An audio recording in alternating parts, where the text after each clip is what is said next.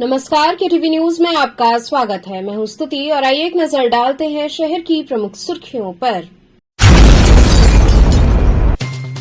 वाराणसी पहुंचे सपा प्रमुख ने भाजपा सरकार पर कसा तंज, संकट मोचन मंदिर के महंत से की मुलाकात।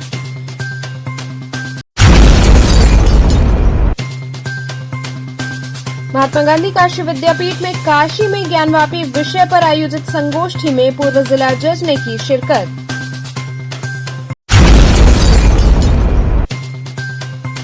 सरस्वती पूजनोत्सव को लेकर चल रही तैयारियां, मूर्तिकार मां की प्रतिमाओं को दे रहे अंतिम रूप।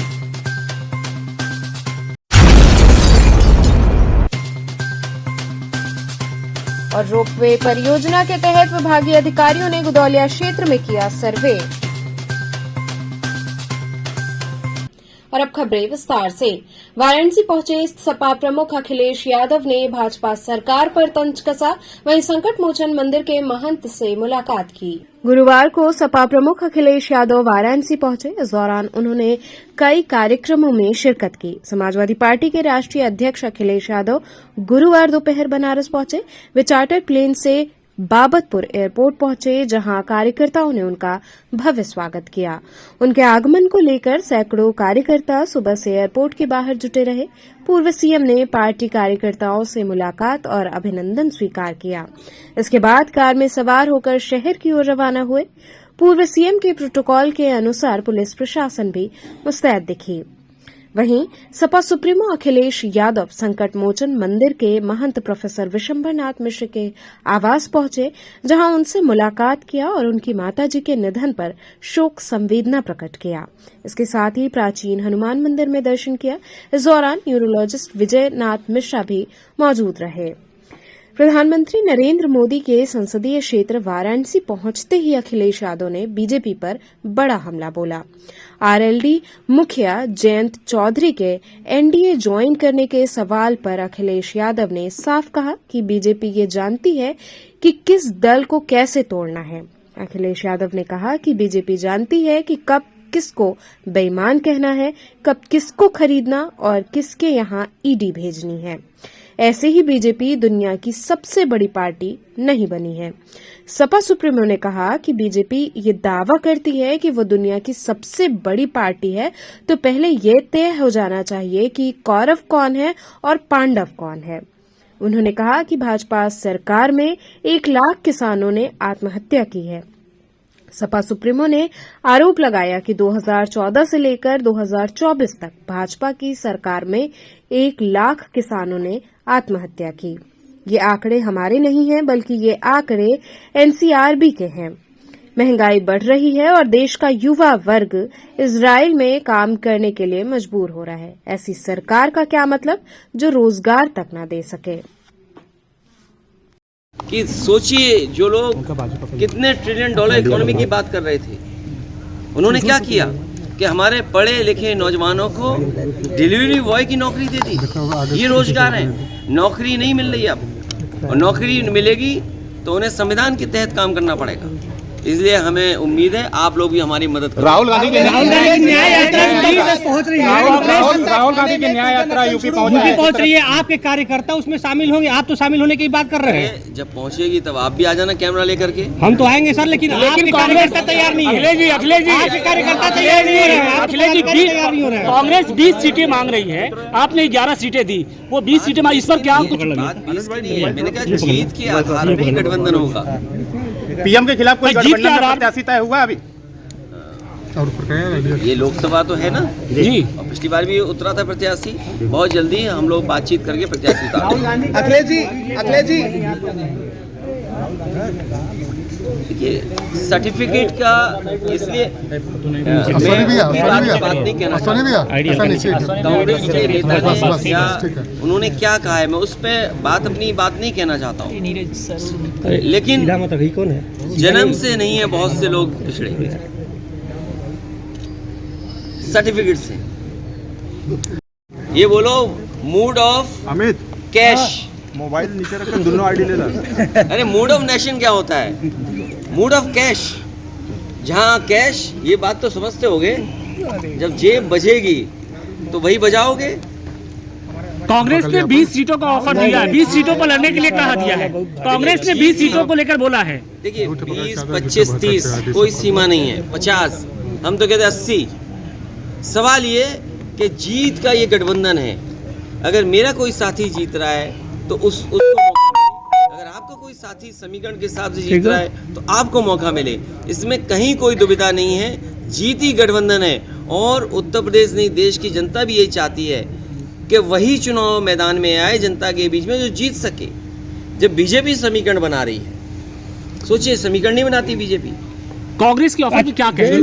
कांग्रेस 20 सीट मांग रही है, उस पर क्या कहेंगे? क्योंकि आपने 11 सीटें दिया। जो लोग ये कहते हैं कि समीकरण नहीं, अभी मैंने सदन में देखा एक सदस्य जब, क्योंकि अयोध्या के एयरपोर्ट का जब नाम बदला जा रहा था तो किसी ने सवाल उठाया, तो बीजेपी का ही सदस्य कहता है कि आप क्यों खुश नहीं हैं? आपको तो इसलिए खुश होना चाहिए जिनके नाम पर हो रहा वो पीडीए हैं। सोचिए आप, जबकि हमारी तरफ से कोई बात नहीं आई थी इस तरह की, लेकिन बीजेपी के लोगों की तरफ से ये बात आई on the floor of house.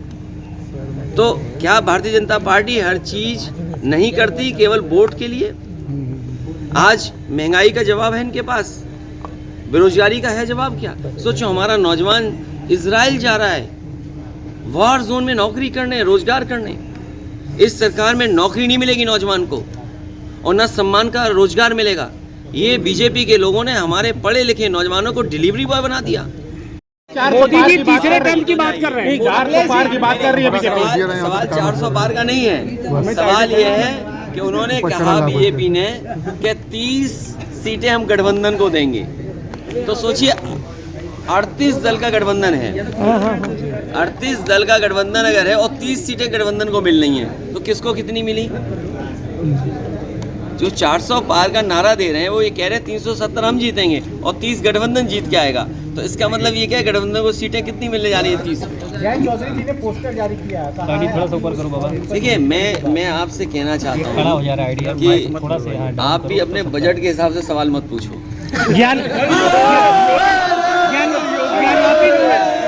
Gyanvapi को लेकर न्याय व्यवस्था पर सवाल उठ रहे हैं सर। बातचीत है वो होगी बातचीत। मंदिर मस्जिद को लेकर के जिस तरह से ज्ञानवापी हो रहा है, न्याय व्यवस्था पर सवाल उठ रहा है, न्याय व्यवस्था पर सवाल उठ रहे हैं। मुख्यमंत्री जी का जो भाषण था ज्ञानवापी को लेके, तो क्या कहेंगे?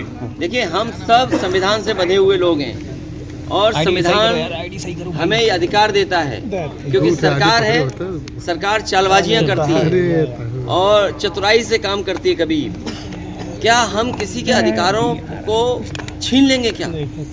अगर किसी न्यायालय पर कोई फैसला आए तो क्या हमारे अधिकार छीन ले जाएंगे? संविधान हमें अधिकार देता है अपनी बात रखने का और मुझे उम्मीद है कि न्यायालय आने वाले समय में न्याय करेगा। महात्मा गांधी काशी विद्यापीठ में काशी में ज्ञानवापी विषय पर आयोजित संगोष्ठी में पूर्व जिला जज अजय कृष्ण विश्वेश ने शिरकत की।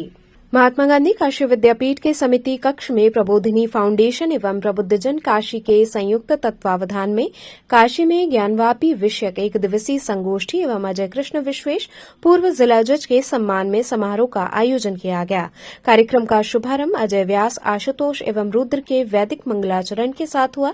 कार्यक्रम में मुख्य अतिथि अजय कृष्ण विश्वेश ने कहा कि जुडिशरी सेवा अन्य सेवाओं से भिन्न होती है। यहाँ जो भी कार्य होता है उसे पत्रावली के आधार पर किया जाता है। यहाँ हर साक्ष्य का ध्यान रखना होता है और स्वयं के विवेक का प्रयोग करना होता है, जिससे न्याय को मूर्त रूप दिया जा सके। ज्ञानवापी मामला सुप्रीम कोर्ट के आदेश के बाद जिला न्यायालय में मेरे समक्ष आया। सर्वोच्च न्यायालय का निर्देश हमारे लिए जिम्मेदारी का बोध कराने वाला था। मैंने दोनों पक्षों को पूरा सुनने के बाद साक्ष्यों के आधार पर ही कोई आदेश पारित किया। उन्होंने कहा कि ज्ञानवापी केस का फैसला पूर्णतः सत्यता व पारदर्शिता पर आधारित है। कार्यक्रम में मुख्य वक्ता राजर्षि गांगे हंस विश्वामित्र रहे। अध्यक्षीय उद्बोधन विद्यापीठ के कुलपति प्रोफेसर आनंद कुमार त्यागी ने दिया। इस दौरान महात्मा गांधी काशी विद्यापीठ के ललित कला विभाग के अध्यक्ष डॉक्टर सुनील विश्वकर्मा, जिन्होंने रामलला की मूर्ति का स्केच बनाया था, उनका सम्मान स्मृति चिन्ह एवं अंगवस्त्रम देकर किया गया। विषय प्रस्तावना डॉक्टर नीरज सिंह ने एवं संचालन डॉक्टर संजय सिंह गौतम ने किया।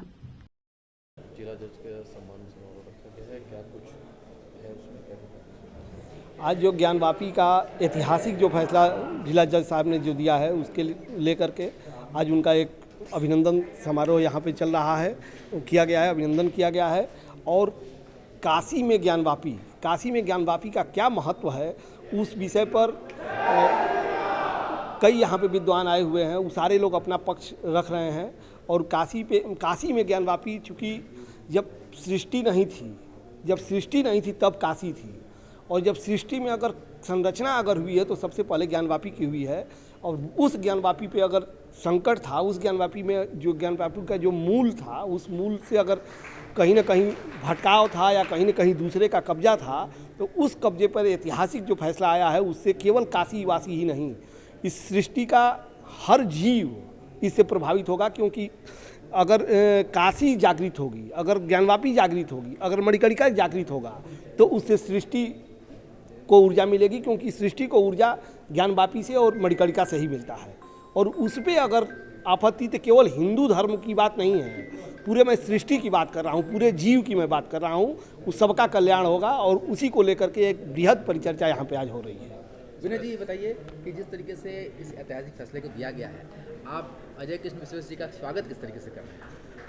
चूँकि वही मैं बताया कि इस सृष्टि में अगर सृष्टि पे कुछ भी अगर आया तो पहले ज्ञानवापी आई, पहले मणिकर्णिका आई। वहाँ पे भगवान विश्वनाथ ने सृष्टि की संरचना का प्रारंभ किया था। उस सृष्टि की, जहाँ की सृष्टि की संरचना का प्रारंभ हुआ, वहाँ पे अगर किसी भी प्रकार का अगर कब्जा था या अतिक्रमण था या किसी भी तरह से वहाँ पे आक्रांताओं द्वारा कुछ किया गया था, तो उस पे अगर कोई फैसला आया है और जो उसका मूल स्वरूप है, उस मूल स्वरूप में आप वापस आना, वो केवल हिंदू धर्म के कल्याण की बात नहीं है, पूरे सृष्टि की, पूरे मानव जगत की और पूरे जीव जंतुओं के कल्याण की बात है। और उस फैसले से काशी के ही लोग नहीं, केवल प्रबोधिनी फाउंडेशन के लोग नहीं, केवल प्रबुद्ध जन के लोग नहीं, इस पूरे धरती का कण कण में जान आ गई है। और सभी लोग इस फैसला को देने वाले का जहाँ या तो मिल करके या तो जहाँ हैं वहीं से उनका अभिनंदन करना चाह रहे थे, जिसका हम लोग प्रारंभ यहाँ पे किए हैं। सरस्वती पूजनोत्सव को लेकर तैयारियां चल रही हैं। मूर्तिकार मां की प्रतिमाओं को अंतिम रूप देने में जुटे हैं। विद्या की देवी मां सरस्वती पूजनोत्सव धूमधाम से मनाने की तैयारी जोरों शोरों से चल रही है। नगर में मां की प्रतिमा को सजाने में कारीगर अपनी पूरी ताकत लगा रहे हैं। रंग रोगन, वस्त्र, आभूषण सहित सजावट में पूरी टीम लगी हुई है। मूर्तिकार उदय प्रताप ने बताया कि छोटी बड़ी सभी मूर्तियों का ऑर्डर है। महंगाई के कारण थोड़ा रेट बढ़ा है, फिर भी जोरों शोरों से ऑर्डर मिल रहा है। वही श्रद्धालु रूपशा बोस ने बताया कि बड़ा ही शुभ मुहूर्त बसंत पंचमी होता है। हम लोग मां की आराधना करते हैं, मौसम भी सुहाना हो जाता है, शुभ लग्न में तेजी आती है और पढ़ाई वाले छात्रों को भी ये पूजन लाभकारी होता है। हम सब मिलकर मां सरस्वती का पूजन अर्चन करते हैं, फिर धूमधाम से आसपास के तालाबों में मूर्ति विसर्जित करते हैं।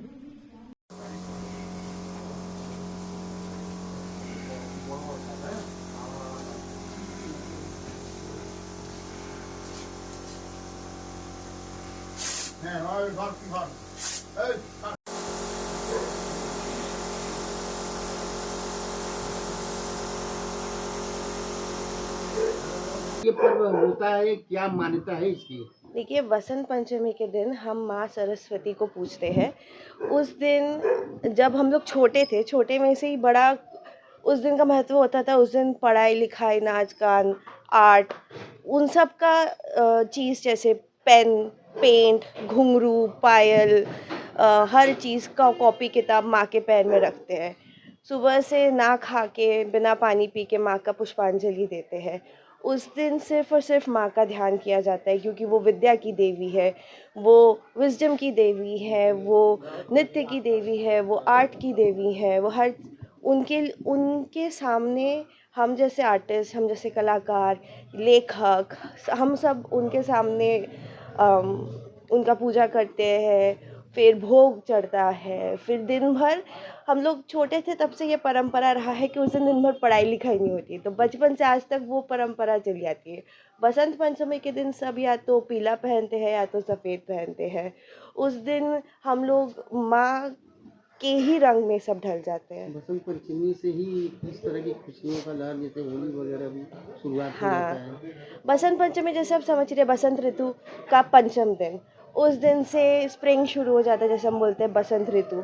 तो उस दिन से बसंत पंचमी के से ही फिर शिवरात्रि, उसके बाद 1 मार्च को पड़ी है, फिर होली आती है, फिर धीरे धीरे सारे त्यौहार आना शुरू हो जाते हैं। किस तरह की तैयारी चल रही है ये? सरस्वती पूजा जी का तैयारी चल रहा है जी, तो कितने से कितने तक रेट की मूर्तियां हैं और किस तरह रेट तो अलग अलग है वो डिज़ाइन के हिसाब से। जी, तो किस तरह के डिजाइन तैयार किए जा रहे हैं जो ज़्यादा करके स्कूल वगैरह में भी, कॉलेज में जाते हैं? अधिकतर ट्रेडिशनल तरीके का डिज़ाइन होता है, फ्लोरल डिज़ाइन है और कुछ कुछ जैसे आर्किटेक्चरल डिज़ाइन होते हैं, और जैसे बैकग्राउंड में आर्किटेक्चरल जैसे डिज़ाइंस होते हैं उसको लेकर के कंपोजिशन किया गया। तो ऑर्डर के माल तैयार किए जा रहे हैं कि? हाँ, ऑर्डर के माल ही हैं। जी, तो बिक्री वगैरह हर साल की तरह, जैसे रेट वगैरह में क्या है? रेट तो मतलब तो रॉ मटेरियल में तो वृद्धि हो ही रहा है, और धीरे धीरे जैसे खर्चा तो बढ़ ही रहा है, हर तरफ से चंदा लोग कम दे रहे हैं। हाँ, महंगी हो पहले से बिक्री में कुछ कमी आई है क्या? कमी वो कम बेसी होता रहता है, कभी कभी वो डिमांड के ऊपर है। ठीक ठाक चल रहा है? ठीक ठाक, हाँ चल रहा है। तैयारी तेजी से चल रही है? हाँ, तैयारी तेजी से चल रही है क्योंकि समय कम रहता है, तो उसके लिए काम बहुत ज़्यादा है, तो परिश्रम में और सब लोग लगे हैं दिन रात। रोपवे परियोजना के तहत विभागीय अधिकारियों ने गुदौलिया क्षेत्र में सर्वे किया।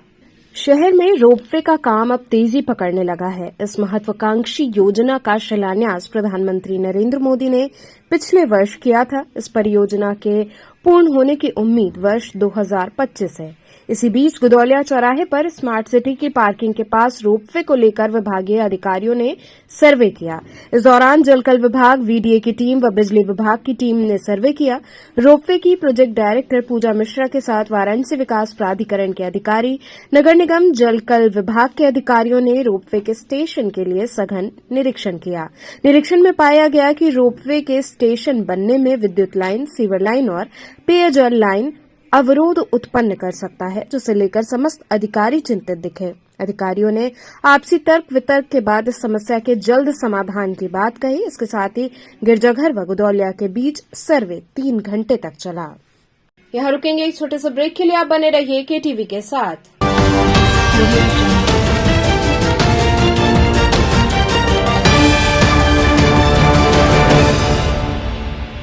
स्वामी हरसिवानंद पब्लिक स्कूल छात्र छात्राओं हेतु वातानुकूलित छात्रावास की सुविधा, हर तिमाही युक्त खेल का मैदान, इंडोर गेम आउटडोर गेम की सुविधा, जिम, योगा, ध्यान की विशेष कक्षा, एनसीसी, एबीसी सर्टिफिकेट तथा करियर काउंसलिंग की सुविधा, विज्ञान, कला तथा कॉमर्स के साथ वैकल्पिक विषयों की एक लंबी श्रृंखला, कम फीस में उत्कृष्टतम अध्ययन की व्यवस्था, शहर के सभी क्षेत्रों में बस की सुविधा, विज्ञान, कंप्यूटर तथा सभी आधुनिकतम प्रयोगशाला उपलब्ध, audio video classes. Swami Harsivanand public school and hostel, शिक्षण समूह शाखाएं Garhwa Ghat, Ramna, Varanasi. Phone number 9554995413, Jagatganj Varanasi. Phone number 7408457111, Vanpurwa, Ramna, Varanasi. Phone number 9554955412, railway station road, Churk, Sonbhadra. Phone number 7081109710, Marsara, Ghorawal, Sonbhadra. Phone number 954963199495 एवं स्वामी हरसिवानंद महाविद्यालय, Churk, Sonbhadra. Phone number 7081109711।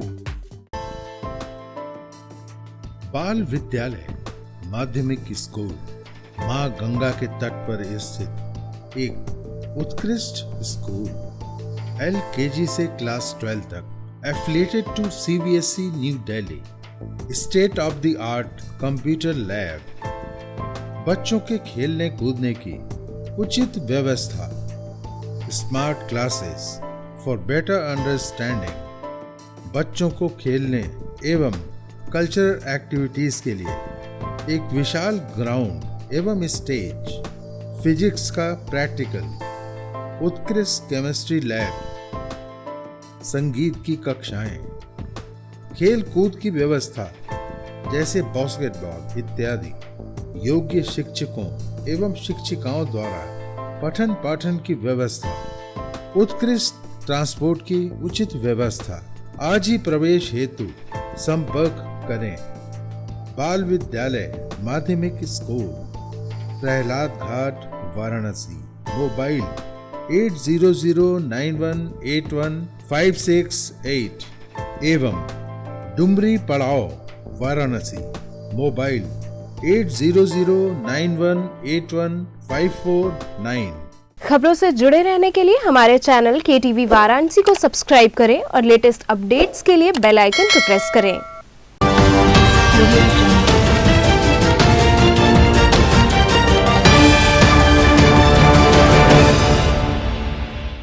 Break के बाद आपका स्वागत है। ज्ञानवापी व्यास जी के तलगृह मामले में 15 फरवरी को जिला कोर्ट में सुनवाई होगी। जिला जज के आदेश से ज्ञानवापी के तलगृह में 31 जनवरी 2024 से चल रहे शैलेंद्र पाठक व्यास के प्रार्थना पत्र पर पूजा पाठ हो रही है।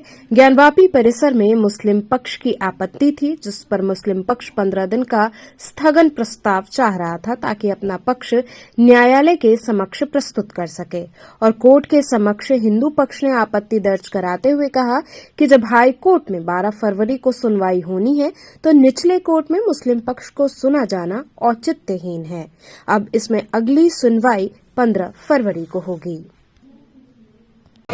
आज जनपद न्यायाधीश की कोर्ट में मुस्लिम पक्ष द्वारा पूर्व में ही प्रार्थना पत्र दिया गया था कि इस इशू पर यानी ज्ञानवापी के 31 जनवरी के जनपद न्यायाधीश के आदेश के नाते कार्यान्वयन हुआ और जिसमें व्यास जी के तहखाने में पूजा पाठ आरंभ हो गया है। और इस विषय पर जिला प्रशासन ने इतनी तत्परता दिखाई, इतनी शीघ्रता की कि हमें अपना पक्ष रखने का अवसर नहीं दिया गया। जो काम 7 दिन में किया जाना था वो 7 घंटे में हो गया। अतः मुझे अपना पक्ष रखने का न्यायालय के समक्ष अवसर दिया जाना चाहिए, 15 दिन का समय दिया जाए।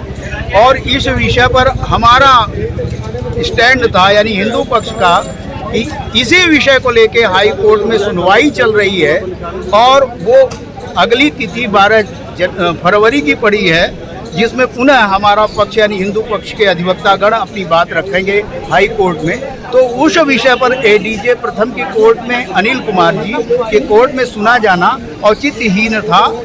इस आपत्ति को दर्ज करते हुए न्यायाधीश महोदय ने अगली 15 फरवरी की सुनवाई की तिथि नियत की है। आगामी त्योहारों के दृष्टिगत डीसीपी जोन काशी ने माथातो संग पैदल गश्त की। आगामी त्योहारों में शांति व्यवस्था बनाए रखने को लेकर पुलिस अलर्ट है। डीसीपी काशी जोन प्रमोद कुमार ने पुलिस अधिकारियों के साथ गुदौलिया इलाके में गश्त किया। इस दौरान सुरक्षा व्यवस्था को भी देखा, साथ ही लोगों को जागरूक भी किया। उन्होंने माथातो संग गुदौलिया, बासफाटक चौक, दशाश्वमेध घाट और आसपास के इलाकों में पैदल गश्त की, साथ ही सुरक्षा व्यवस्था का जायजा लिया। पुलिस ने लोगों से अपील किया कि किसी भी तरह का संदिग्ध व्यक्ति अथवा वस्तु दिखाई देने पर तत्काल पुलिस को सूचित करें। पुलिस ने लोगों को सुरक्षा का एहसास कराया, साथ ही अवांछनीय तत्वों के खिलाफ सख्त कार्रवाई की चेतावनी दी। इस दौरान एडीसीपी काशी चंद्रकांत मीना, सहायक पुलिस आयुक्त दशाश्वमेध प्रज्ञा पाठक और थानाध्यक्ष दशाश्वमेध राकेश पाल मौजूद रहे। बीएचयू कृषि मौसम वैज्ञानिक संघ द्वारा 3 दिवसीय अंतर्राष्ट्रीय संगोष्ठी आयोजित हुई। काशी हिंदू विश्वविद्यालय स्थित कृषि मौसम वैज्ञानिक संघ द्वारा 3 दिवसीय अंतर्राष्ट्रीय संगोष्ठी climate change and agro ecosystem threats, opportunities and solution का आयोजन किया गया। कार्यक्रम का आयोजन भारत मौसम विज्ञान विभाग, साउथ एशियाई forum on agriculture meteorology, DST, Mahamana जलवायु परिवर्तन एवं उत्कृष्ट शोध केंद्र, पर्यावरण एवं धारणीय विकास संस्थान तथा भूभौतिकी विभाग, बनारस हिंदू यूनिवर्सिटी द्वारा किया गया। कार्यक्रम का मुख्य विषय जलवायु परिवर्तन का कृषि पर प्रभाव, चरम मौसमी घटनाओं से बचाव, जलवायु अनुकूल कृषि रणनीतियां आदि रहा। इस 3 दिवसीय कार्यक्रम में डॉक्टर एम रविचंद्रन, सचिव पृथ्वी विज्ञान मंत्रालय, डॉक्टर अखिलेश गुप्ता, सचिव विज्ञान और इंजीनियरिंग अनुसंधान board, doctor M Mahapatra, director general Bharat मौसम विज्ञान विभाग, डॉक्टर अभय, सचिव विज्ञान एवं प्रौद्योगिकी विभाग, भारत सरकार, मुख्य अतिथि के रूप में सम्मिलित हुए। इस दौरान देश विदेश के विख्यात कृषि एवं मौसम वैज्ञानिक तथा विद्यार्थी सम्मिलित रहे। सर, किस तरह का आयोजन था और आज को क्या था? इसमें प्रोफेसर जगदीश शुक्ला जॉर्ज में अमेरिका से आए थे और इसके अलावा professor professor N Srinivasa Rao, director national agriculture management from Hyderabad, उन्होंने चीफ मुख्य अतिथि की भूमिका निभाई। और उसके अलावा हमारे साथ एसोसिएशन ऑफ एग्रोमेट्रोलॉजिस्ट के प्रेसिडेंट भी थे जिन्होंने फंक्शन को प्रेजाइड ओवर किया।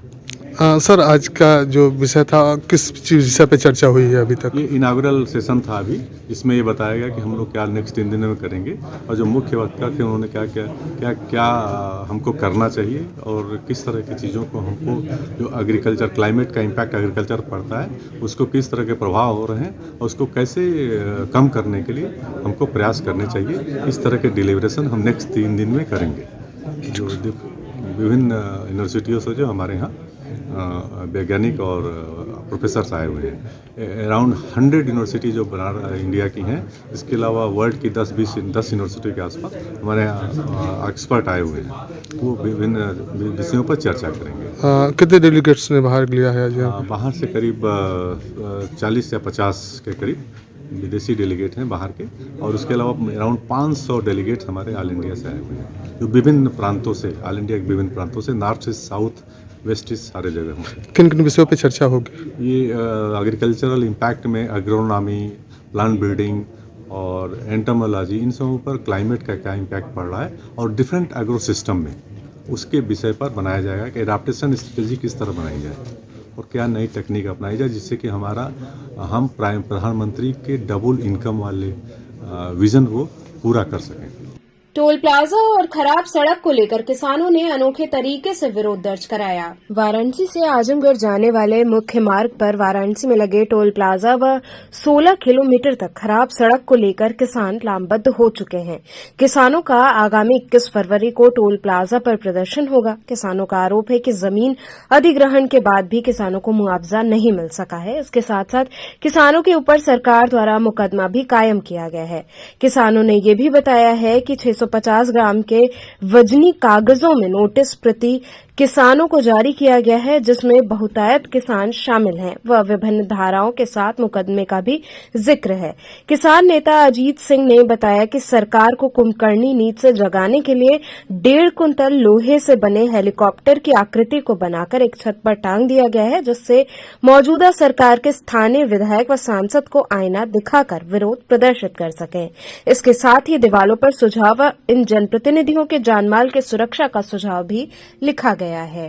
देखिए, राष्ट्रीय राजमार्ग 235 का ये जो है प्रकरण है, आजमगढ़ बन गया, जो है बनारस बन गया, बीच में 16 किलोमीटर का सड़क जो है वो बाधित है और ये आधा अधूरी सड़क है, ये सिंगल वे है, जिसमें ये दुर्घटना जैसे आजमगढ़ और बनारस से ज्यादा होता है यहाँ पे।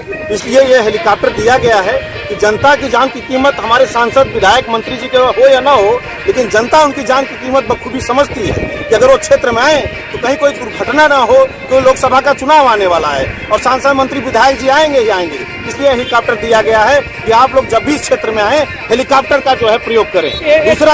दूसरा चीज आपने बोला इसमें इंजन नहीं है, हमने जिस तरह से सांसद विधायक मंत्री जी योजनाएं देते हैं, है ना, उसी तरह जनता ने इनको जो है सहयोग में जो है हेलीकॉप्टर दिया है। जिस तरह से उनको मिला बिना इंजन का जो है, जैसी करनी वैसी भरनी, जैसा उनकी योजना मिलता है वैसे हम लोग देते हैं उनको, जो मतलब हमने पूर्ण करके दिया है। आए और इसी हेलीकॉप्टर से प्रचार प्रसार करें जो है लोकसभा चुनाव में। इनसे भी बुरी स्थिति हो गई है, चंदवक पुल खराब है, टाई नाला खराब है, लेकिन यार 1 साल 1.5 साल हो गया, लेकिन कोई किसी ने इस पर ध्यान नहीं दिया। तो कम से कम सांसद विधायक मंत्री जी, हमारी जान की कीमत हो ना हो, लेकिन जनता आपकी जान की कीमत बखूबी समझती है, इसलिए गिफ्ट में आपको एक हेलीकॉप्टर दिया गया। तो चलते चलते पुनः एक नजर डालते हैं शहर की प्रमुख सुर्खियों पर। वाराणसी पहुंचे सपा प्रमुख ने भाजपा सरकार पर कसा तंज, संकट मोचन मंदिर के महंत से की मुलाकात।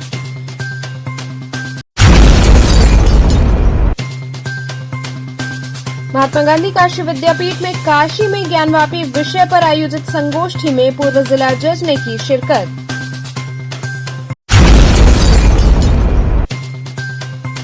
सरस्वती पूजनोत्सव को लेकर चल रही तैयारियां, मूर्तिकार मां की प्रतिमाओं को दे रहे अंतिम रूप।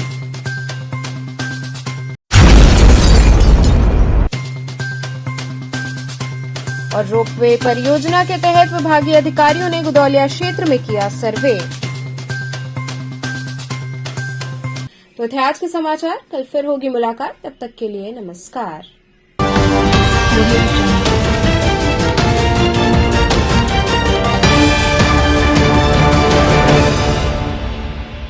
खबरों से जुड़े रहने के लिए हमारे चैनल KTV वाराणसी को सब्सक्राइब करें और लेटेस्ट अपडेट्स के लिए बेल आइकन को प्रेस करें।